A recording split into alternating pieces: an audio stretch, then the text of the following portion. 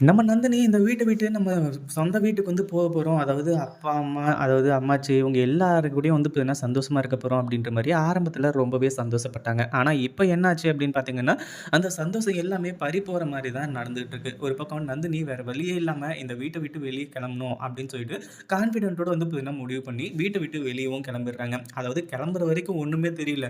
அதே மாதிரி நம்ம சூர்யா கட்டின தாலி வந்து பார்த்தீங்கன்னா, அவங்க கழுத்திலேயே இருந்திருந்துச்சு அப்படின்னாலும், நம்ம நந்தினிக்கு அந்த அளவுக்கு மிகப்பெரிய பிரச்சனையா இருந்திருக்காது. ஆனா, இப்ப என்னாச்சு அப்படின்னு பார்த்தீங்கன்னா, அந்த தாலிய கழட்டிட்டு சொல்லும்போது, நம்ம நந்தினிக்கு அப்படியே மனசே உடைஞ்சு போயிடுது. என்ன பண்றது? ஏது பண்றது? அப்படின்னு சொல்லிட்டு நந்தினிக்கு சுத்தமாவே வந்து பார்த்தீங்கன்னா புரியவே இல்ல. கடைசியில இங்கிருந்து தன்னோட வீட்டுக்கு போனதுக்கு அப்புறமா தான், நம்ம சூர்யாவ எந்த அளவுக்கு வந்து பார்த்தீங்கன்னா லவ் பண்ணியிருக்காங்க. அதாவது இத்தன நாளா செக்யூரா ஃபீல் பண்ணாங்க.